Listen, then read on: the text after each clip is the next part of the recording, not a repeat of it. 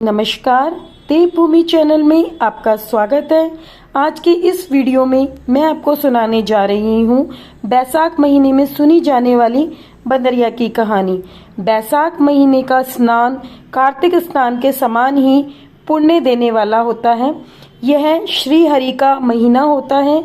इसमें जो भी भक्त सूर्योदय से पूर्व उठकर स्नान करता है पूरे बैसाख के महीने में, तो वह श्री हरि का प्रिय हो जाता है और अंत में उसे वैकुंठ की प्राप्ति होती है।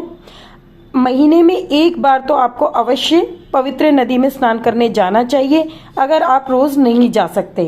रोज के लिए आप अपने नहाने के पानी में थोड़ा सा गंगा जल डालकर जरूर नहाएं। बैसाख महात्म सुनना आवश्यक है, साथ ही इस बंदरिया की कहानी के साथ। जल्द ही आपको मेरे वीडियो पे, मेरे चैनल पे बैसाख महात्म के अध्याय भी सुनने को मिलेंगे। तो जब आप बैसाख स्नान शुरू करें तो रोज एक अध्याय मेरे वीडियो पे सुनना ना भूलें। आइए अब बात करते हैं बैसाख महीने में सुनी जाने वाली बंदरिया की कहानी की। बैसाख महीने का स्नान करने वाले बैसाख के महीने में सूर्योदय से पूर्व स्नान करते हैं।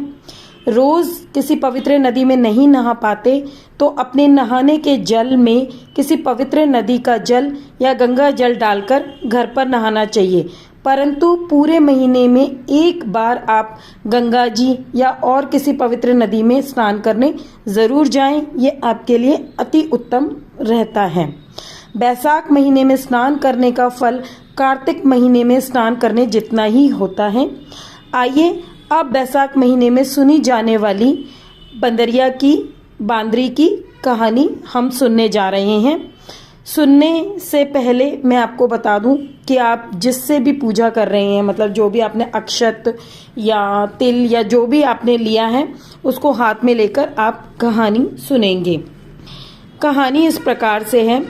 एक राजा था जो बैसाख महीने में खूब सुबह जल्दी उठकर रोजाना गंगा जी नहाने जाता था। राजा ने हुक्म दिया हुआ था कि उससे पहले कोई भी गंगा जी नहीं नहाएगा। एक बंदरिया रोजाना राजा से पहले नहा लेती थी। राजा नहाने जाता तो उसे जल हिलता हुआ मिलता। जल को हिलता हुआ देखकर राजा को शक हुआ कि मुझसे पहले कोई नहाकर जाता है, तो उसने अपना पहरा बिठा दिया। मतलब कि जैसे किसी सेनापति सैनिक वगैरह को पहरे पे बिठा दिया कि भाई देखो कि कौन है जो मुझसे पहले नहा कर जाता है। गंगा जी के किनारे एक पेड़ था। उस पेड़ पर एक बंदरिया बैठी रहती और राजा के नहाने के पहले ही नहाकर और फिर से पेड़ पर चढ़ जाती थी। इस तरह नहाते नहाते बैसाख पूरा हो गया। एक दिन बंदरिया ने सिपाही को देख लिया, मतलब बंदरिया को सिपाही ने देख लिया और पकड़कर राजा के पास ले गए और बोले कि ये बंदरिया आपसे पहले नहाती थी। राजा ने प्रण लिया हुआ था कि अगर कोई औरत मुझसे पहले नहाती होगी तो मैं उसके साथ विवाह कर लूंगा। इसलिए राजा को बंदरिया से विवाह करने पड़ गया। तो बैसाख नहाने के पुण्य से बंदरिया के गर्भ रह गया। पूरा महीना हो गया तो बंदरिया ने राजा से पूछा कि बच्चे होने के समय मुझे क्या करना चाहिए। तो राजा ने महल में घंटी बंधवा दी और कहा कि जब तेरे दर्द चलेगा ना तब तो ये घंटी बजा दियो और मैं आकर सारा बंदोबस्त करा दूंगा। राजा और जो राजा के जो बाकी रानियां थी उनके बच्चा नहीं था। जब बंदरिया के बच्चे होने की बात सुनकर उनको पता चली तो उन्हें ये सुहाया नहीं, मतलब उनको अच्छा नहीं लगा। घंटी बंधी हुई देखकर रानियों ने बंदरिया से पूछा कि घंटी क्यों बांधी हुई है। तो बंदरिया ने बोला कि मेरे बच्चा होने के समय में राजा ने बुलाने के लिए, मतलब कि कोई परेशानी हो या कुछ मुझे चाहिए हो उसके लिए घंटी बांधी है। तो रानियों ने कहा कि जरा बजा के दिखाओ एक बार कि आते हैं कि नहीं आते राजा। तो बंदरिया ने घंटी बजा दी और राजा आ गए।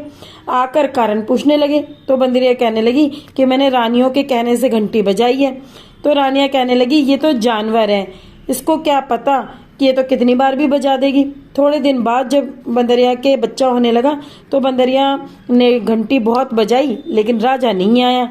तो रानियों ने पूछा कि ना क्या हो गया क्या हो गया। तो उसने बोला कि मेरे बच्चा होने वाला है तो मैं कैसे मतलब जनूं। तो वो बोली कि आंखों में तो पट्टी बांध ले और उखल में सिर दे दे।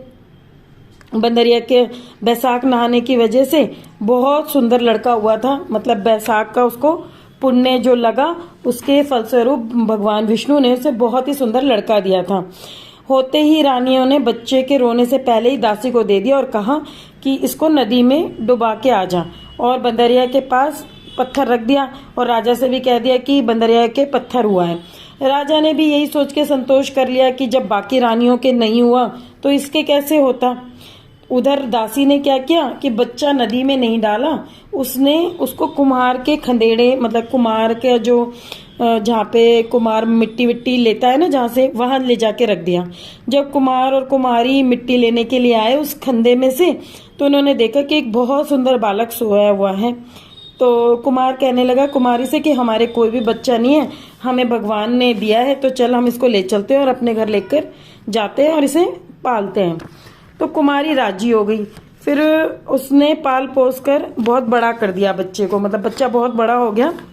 लड़के को इस बात का पता चल गया कि वो बांदरी से जन्मा है, मतलब कि उसका जो जन्म हुआ है, उसकी जो माँ है वो बंदरिया है, और रानियों ने उसको मारने के लिए दासी को दिया था।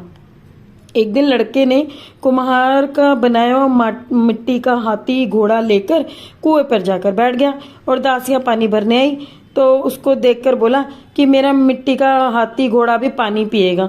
तो दासियां कहने लगी कि तू बड़ा मूर्ख है, मिट्टी का हाथी घोड़ा भी कोई पानी पीता है क्या। तब लड़के बोले तो क्या बंदरिया के भी कोई पत्थर होता है क्या। तो ये बात दासियों ने जाकर रानी से कह दी कि रानी ने क्या किया फिर कि रानी को बता दिया कि ना एक बच्चा कुएं पर बैठा है और वो ये कहता है कि क्या बंदरिया के पेट से पत्थर जन्म लेगा क्या। तो रानियों ने उसके लिए जहर का लड्डू बनाकर और भेज दिया। जहर का लड्डू भगवान की कृपा से गूंदगिरी का हो गया। दूसरे दिन रानी ने बोला दासियों को जाकर देखो कि लड़का मरा कि नहीं मरा। ये बात सुनकर रानियां राजा से जिद करने लगी कि कुमार को ना बस्ती से ही निकाल दो। मतलब जब उन्हें पता चला कि नहीं नहीं लड़का तो नहीं मरा उनके लड्डू खाने से, तो उन्होंने कुम्हार को ही बस्ती से निकलवाने की सोची। कुम्हार जंगल में रहने लग गया, और एक दिन क्या हुआ कि गनगौर का दिन था, तो वो लड़का 108 करवे और 108 गोली लेकर और घड़े में पानी भर के बैठ गया। जब राजा की और साहूकार की लड़कियां गनगौर की मिट्टी लेने आई तो उसने पहले तो लड़कियां बगीचे में खेलने लग गई, झूलने लग गई। खेलते खेलते उनको प्यास लगी, तो उन्होंने कुमार के लड़के को बोला कि हमें पानी दे दो पीने के लिए। तो लड़का कहने लगा कि मेरे पास ना गोली है, जिसको खाती जाओ और मेरे फेरे लगाती जाओ, मतलब मेरे चारों तरफ घूमती जाओ, तभी पानी पिलाऊंगा। तो ये सुनकर पहले तो सब लड़कियों ने, मतलब कई लड़कियों ने तो मना कर दिया कि नहीं नहीं नहीं, लेकिन प्यास लगने की वजह से उन्होंने बोला चलो ठीक है ऐसे ही पिला दो। फिर लड़के ने अपने सामने आग जला ली और आग जलाकर बैठ गया, लड़कियों को गोली खिलाता गया, पानी पिलाता गया और अपने चारों तरफ उनको फिराता गया, मतलब चक्कर लगवाता रहा। सब लड़कियों के गर्भ रह गया, सब लड़कियों के गर्भ रह गया। तो बाद में जब उनके माँ बाप छोरियों का सावा निकालने लगे, मतलब उनके विवाह के बारे में सोचने लगे और पंडित जी को बुलाया, तो पंडित जी कहने लगे कि इनका तो विवाह हो जाना चाहिए था। तो बाद में उन लोगों को पता चला, माँ बाप को, कि लड़कियों के गर्भ रह गए। तो उन्होंने पूछा कि ये सब कैसे हो गया। लड़कियों ने लड़के की सारी बात बता दी, कुमार के लड़के की सारी बात बता दी अपने माँ बाप को। ये सुन के सबको ही कुमार के घर गए और कहने लगे कि तेरे लड़कों ने इन सब छोरियों से फेरा लिया है, मतलब इन सब लड़कियों के साथ विवाह किया है, तो अब इन सबको तुझे ही रखना होगा। तो कुमार बोला कि इतनी लड़कियों को मैं कैसे पालूंगा पोसूंगा, मतलब कैसे मैं इनका गुजार बसर करूंगा। तो उनके माँ बाप ने बहुत सारा धन देके लड़कियों को कुमार के घर विदा कर दिया। कुम्हार के 108 बहुएं आ गई और 108 पोता हो गए। एक दिन लड़के ने कुमार से बोला कि आपके इतनी बहुएं आई हैं, इतने पोते हो गए हैं, तो हमें सारी नगरी को जिमाना चाहिए, सारी नगरी को खाना खिलाना चाहिए। कुमार ने सारी नगरी को, राजा को, रानियों को, सबको न्योता दे दिया खाना खाने का। बंदरिया को छोड़ के राजा का सारा परिवार आ गया। तब लड़के ने राजा को बंदरिया को भी बुलाने का हुक्म लिया कि भाई बंदरिया को भी बुलाना है। तो राजा ने हुक्म दे दिया। हुक्म देने के बाद लड़के ने रथ पालकी सजाकर बंदरिया को लेने के लिए अपना आदमी भेज दिया। बंदरिया आ गई। फिर लड़के ने सोने की चौकी पर गद्दा बिछाकर उसको सभा में बैठा दिया, सब लोगों के बीच में। लड़के ने अपनी सारी बहुओं को बताया कि ये जो बांदरी है, मतलब जो बंदरिया है, मेरे जन्म की माता है। तो सारी बहुएं सोने की मोहरें देकर बंदरिया के पैर छूती जाती और पोते को गोदी में देती जाती। बंदरिया सबको आशीर्वाद देती गई। राजा के समझ में नहीं आ रहा था कि ये लड़का बंदरिया की इतनी खातिर क्यों कर रहा है, पर रानियां समझ गई थी कि ये बंदरिया का लड़का है। तो उन्होंने राजा से कहा कि हमारा तो यहाँ पे अपमान हो रहा है, तो हम तो जा रहे हैं। फिर राजा ने लड़के से पूछा कि तुम बंदरिया की इतनी खातिर क्यों कर रहे हो।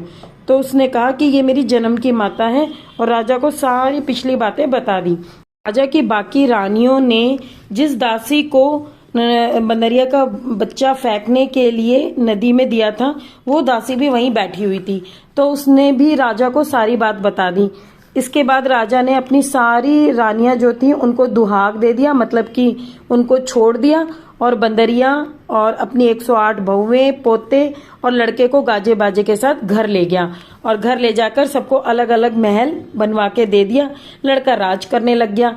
बाद में राजा ने कुमार से भी कहा कि तुम दोनों भी मेरे साथ चलो, पर कुमार कुमारी दोनों ने मना कर दिया। तो राजा ने कुमार को बहुत सारा धन दिया। सारी दुनिया कहने लगी कि बैसाख नहाने का इतना फल होता है तो सबको नहाना चाहिए। बंदरिया बैसाख नहाई तो उसको राजा का राज मिला, एक बेटा, 108 बहुएं और 108 पोते मिले। हे भगवान, जैसा बंदरिया को आपने सुख संपत्ति दी, ऐसे ही सबको देना। कहते न सुनते न, हुंकारा भरते न।